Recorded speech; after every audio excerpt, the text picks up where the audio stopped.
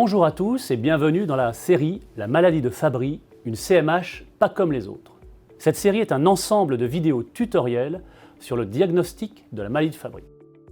Aujourd'hui, je vous propose de voir ensemble ce qu'est cette pathologie et pourquoi en parler.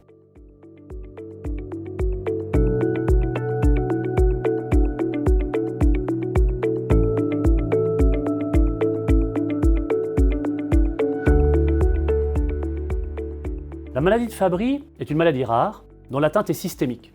Alors pourquoi en parler, me direz-vous, et en particulier aux cardiologues? Alors j'y vois trois raisons qui justifient dans le même temps l'ensemble de cette série de tutoriels. Premièrement, il s'agit d'une maladie rare ne représentant que 1 à 2% des cardiomyopathies hypertrophiques. Il faut donc en parler régulièrement pour l'évoquer dans certaines situations cliniques ou paracliniques et ne pas passer à côté du diagnostic.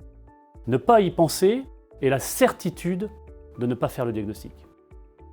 Deuxièmement, c'est une maladie aux conséquences souvent graves, que ce soit sur le plan cardiaque avec un risque vital ou sur le plan extracardiaque, ce qui nécessite une prise en charge et un suivi particulier et pluriprofessionnel. Or, c'est la troisième raison d'en parler, il existe aujourd'hui des thérapies efficaces pour retarder ou mieux éviter ces conséquences graves.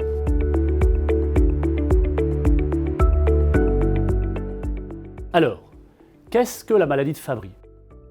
C'est une maladie de cause génétique, dont la conséquence est l'absence ou la perte d'efficacité d'une enzyme particulière, responsable de la dégradation de certains métabolites complexes cellulaires au niveau des lysosomes. Ces lysosomes vont donc accumuler ces métabolites complexes, lysosomes qui sont ces vésicules cytoplasmiques responsables de leur destruction enzymatique dans la cellule. La maladie de Fabry appartient donc à la famille des maladies de surcharge lysosomale.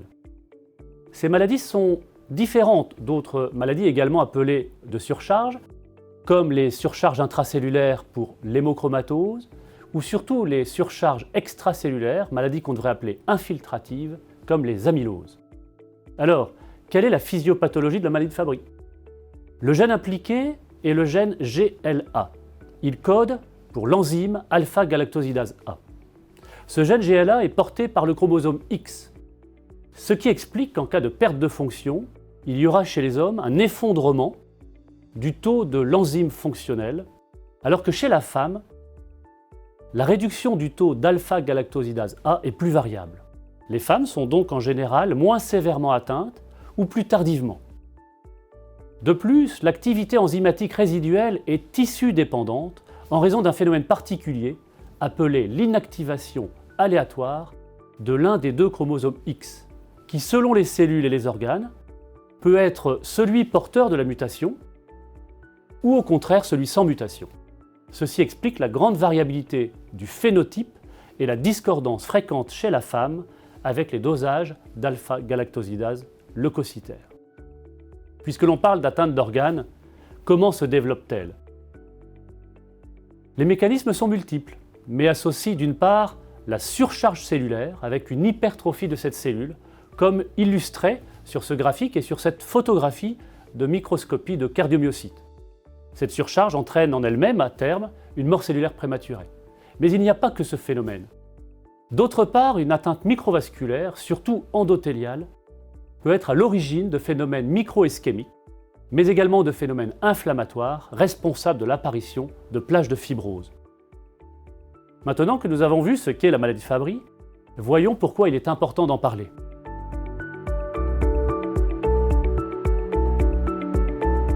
Je vais vous présenter tout d'abord deux graphiques explicites. Ils vous montreront l'espérance de vie des personnes atteintes de maladie de Fabry.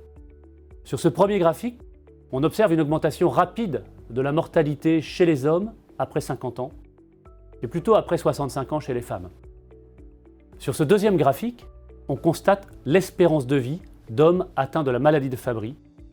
Elle est inférieure à celle d'une population masculine témoin. À côté de la mortalité, les malades atteints de Fabry présentent un grand nombre de symptômes et de complications. Certains sont très invalidants, comme les douleurs des extrémités, en particulier au niveau des mains.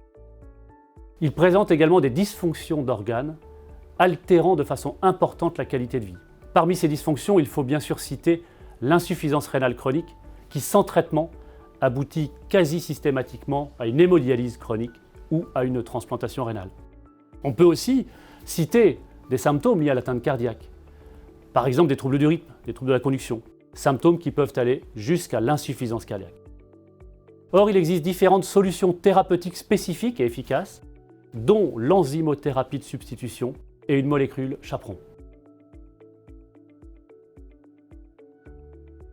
Ainsi, ne pas diagnostiquer une maladie de Fabry devant les premiers signes cliniques ou paracliniques, de même que de ne pas proposer de dépistage à des apparentés à risque, représente une perte de chance considérable pour le patient et sa famille. Seule une bonne information régulière de la communauté médicale permet d'identifier les patients le plus tôt possible et d'optimiser ainsi la prise en charge de la maladie. Voilà, c'est fini pour ce tutoriel. N'hésitez pas à visionner les autres vidéos de la série.